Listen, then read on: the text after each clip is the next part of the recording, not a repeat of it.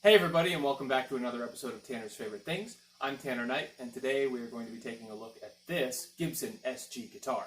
A little bit of background for the SG and me. I fell in love with the SG body style before any other guitar. This is primarily due to my obsession with Frank Zappa. He had a couple different SGs in the 70s. Some of them were from Gibson. One was actually a custom build made to look like a Gibson, but he is very associated with the SG body style, especially in the 70s. But you can find an SG wrapped around the shoulder of a lot of professional guitarists. Eric Clapton played one, George Harrison played one, Billy Gibbons has a custom SG, I believe. So it's not quite as ubiquitous as the Les Paul guitar shape, but the Gibson SG really is one of those guitars that represents rock and roll to its fullest. So why does this shape exist? Well, in the 50s, Gibson released the Les Paul, which we know today as a single cut. This guitar has two cuts, so it's called a double cut. But the Les Paul has a single cut where this is right to the neck here and the cut is here. So the single cut design is associated with the Les Paul shape. But the Les Paul just didn't sell as well as they had hoped in the 50s. So they kind of discontinued that body style by 1961. So in that 1960-61 period, the Les Paul name gets transferred from the Les Paul as we know it to the SG as we know it. Gibson decided, you know what, this Les Paul is not selling. Let's make a new design, put Les Paul's name on it, and call it good. Well, Les Paul hated the SG. He thought that it was the exact opposite of any kind of guitar that he would want to play, so he asked Gibson to remove his name from the headstock. So you'll see that we have the crown inlay here on the headstock instead of a Les Paul silkscreen. You still can find some SGs with that Les Paul silkscreen, and they're either reissues or highly coveted original 60, 61, and early SGs. But what makes an SG an SG? First of all, two letters that represent a guitar. What does that mean? SG means solid body guitar. So this is, in fact, a fully solid body guitar. No chambering, no top cap. It's just a single piece of mahogany in this case. You can also find these in Carina and I believe some in maple, but the most popular wood type for this SG is the mahogany guitar body. Paired with that, we have a mahogany neck, and in most cases you'll find a rosewood fretboard like you do here. Some cases will have an ebony, some will have a rich light, but this is a 2003 SG, and it's pretty much your standard classic SG mahogany body, mahogany neck, rosewood fretboard, binding along the neck, and trapezoid inlays. I think these are the acrylic style of inlays, but they're pretty active and very beautiful actually. The pickup configuration is pretty much always going to be a double humbucker.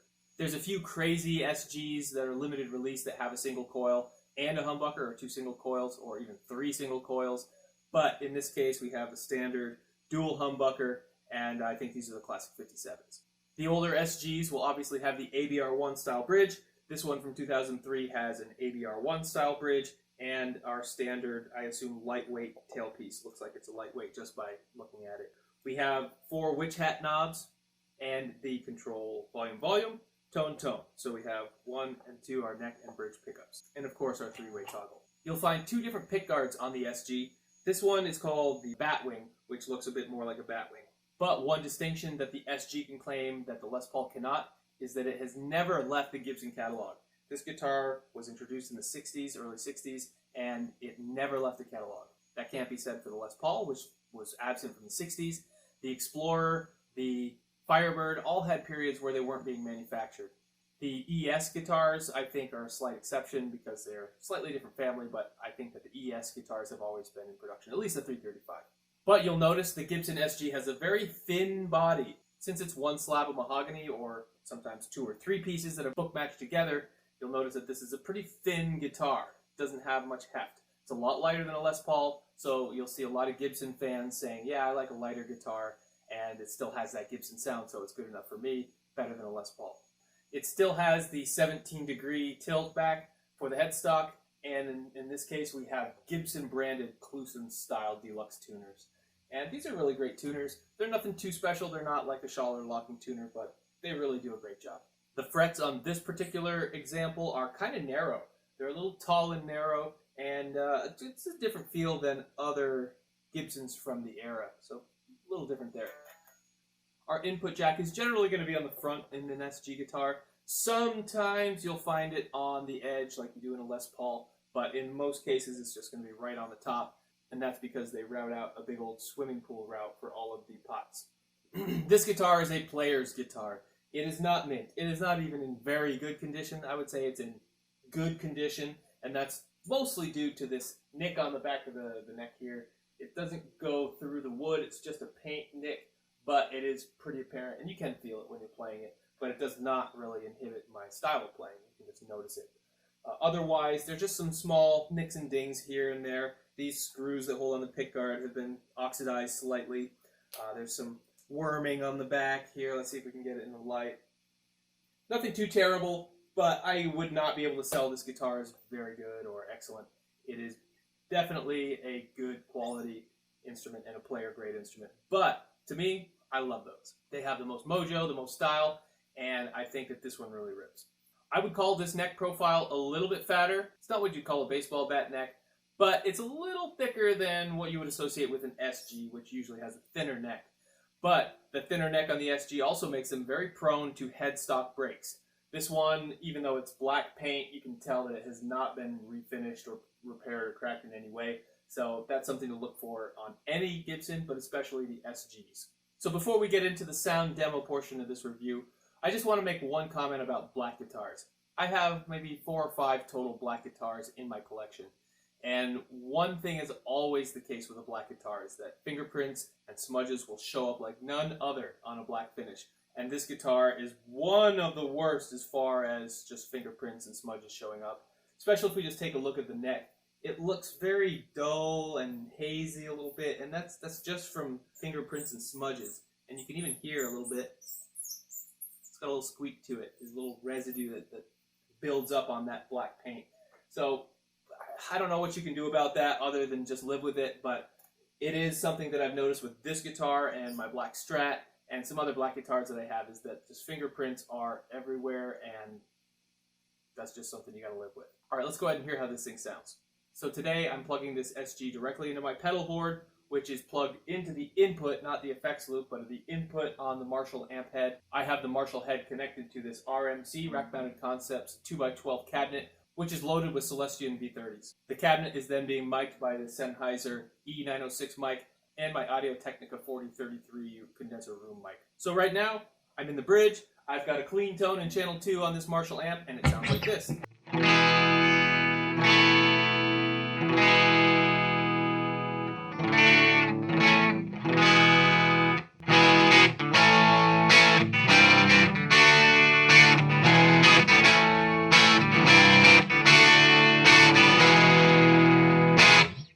Really nice sounding humbucker sounds. This is very classic 70s rock sounds. But not just 70s. You find the Gibson SG in the 60s, 70s, 80s, 90s, and all the way into the 2000s. It's one of those guitars that always shows up. And that's because you can get so many good sounds out of it. So clean, let's just hear a little bit of clean.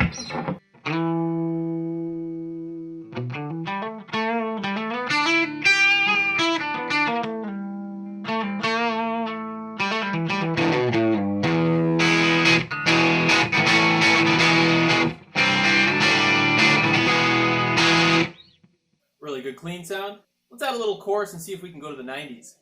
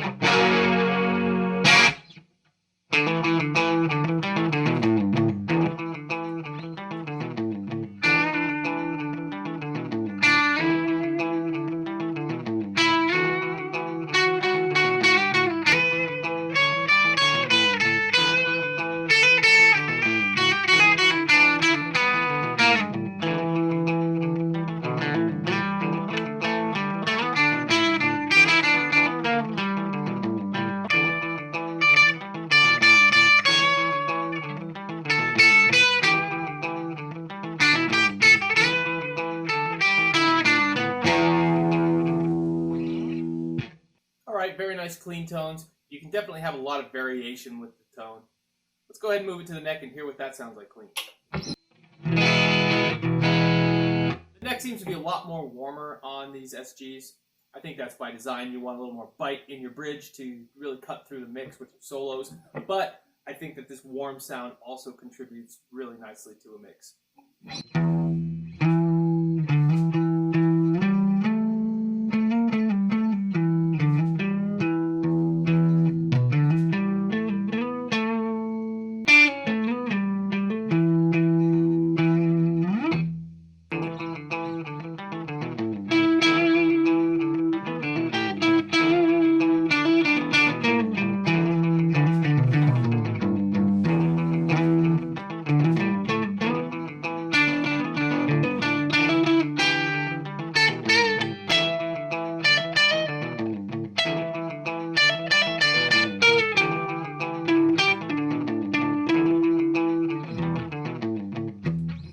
So there's the neck. Let's go ahead and hear what it sounds like in the middle, just for kicks.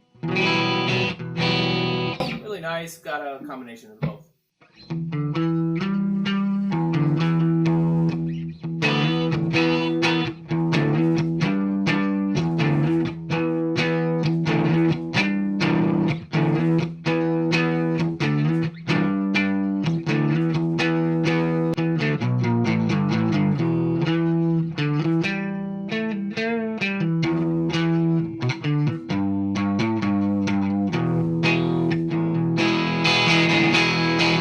So a lot of usable, clean sounds out of this guitar. We have the bridge, the neck, and the middle pickup position.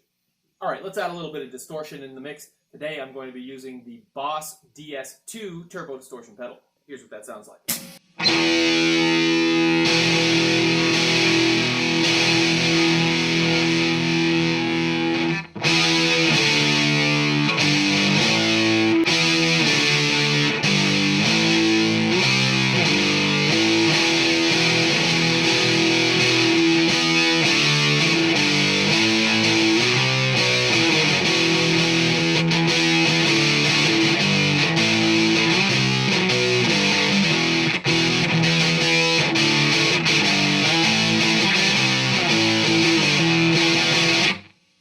Rhythm crunch, got a nice bite to it.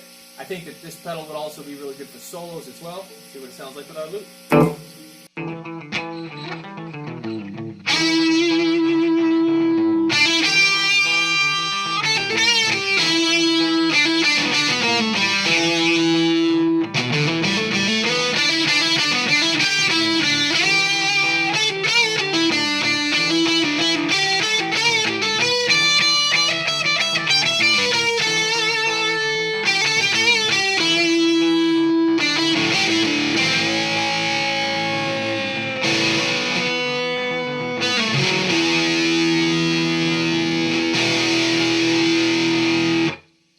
Nice. So that's where we start to see this guitar really come into its own.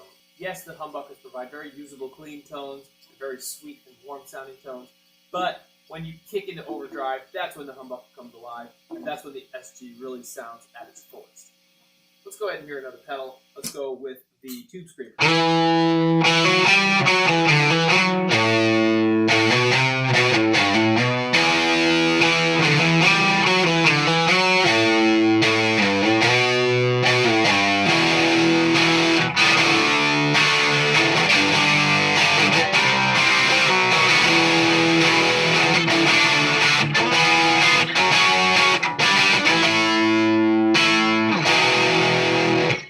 I love the Tube Screamer as my rhythm crunch.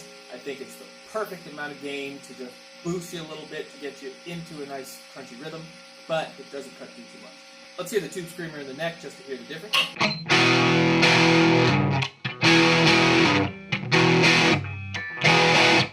Kind of masks it a little bit, but there's some subtle warmth that gets added in the neck. A little more bite in the bridge. Kind of what you would expect.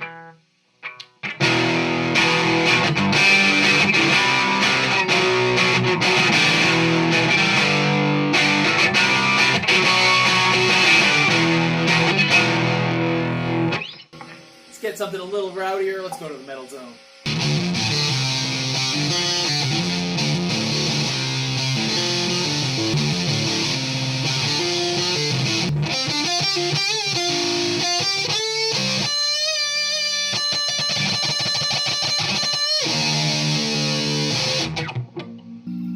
guitars aim for real versatility, some aim to be real niche. I think that the Gibson SG is one of those guitars that's really versatile without having the ceiling when it comes to the super high gain stuff. That tends to be where your single coil guitars tend to get stuck up, is on the super high gain stuff. But this guitar is custom built for high gain.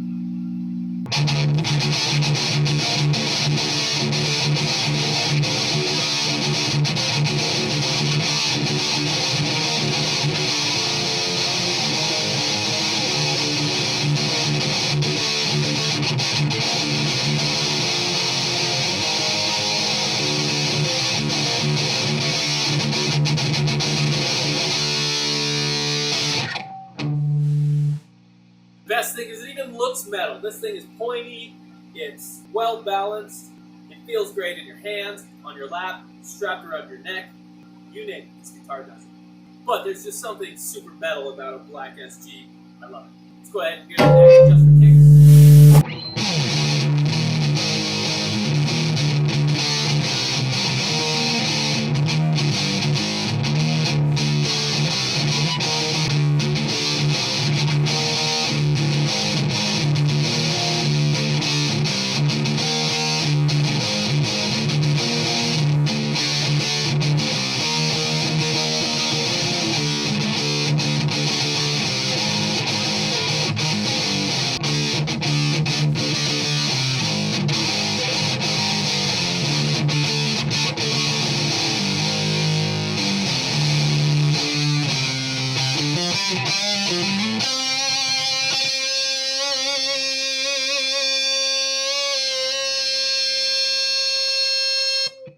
So, bridge, neck, you name it. This guitar handles metal great in both positions. Let's see if we can get a rockin' loop going and end on that.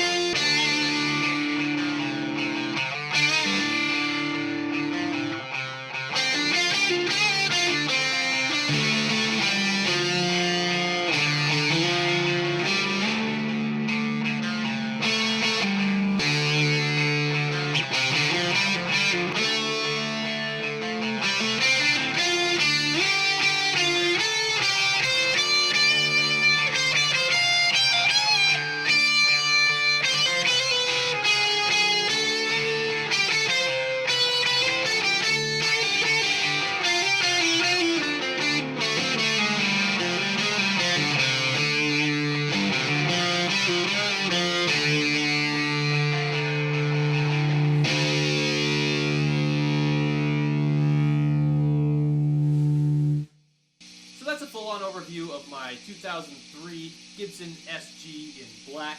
Just a quick note for those who keep track. My very first guitar that I ever bought was a Gibson SG. It wasn't this particular one, but it was a black Gibson SG. It had P90s, which was a cool variant, and the dot inlay, so I believe it was the Tribute Series, or one of the lower end ones. And eventually, I loved that guitar so much that I wanted to get a second guitar in the standard version, so this is the Gibson SG Standard. So if your main guitar is a Stratocaster or a Telecaster, or something with single coil pickups maybe, then I highly suggest going with the SG for your humbucker guitar if that's your only option. This guitar just feels great in the hands, feels great strung over your neck, you name it, it feels like it should. Some people complain about neck dive on these SGs. This particular one is not terrible, but some of them do have a little bit heavier necks, depending on the tuners as well. So, that's my Gibson SG. Hopefully you guys like this video. If you like this content, feel free to like and subscribe. Thanks again for watching, and I hope to see you on the next one.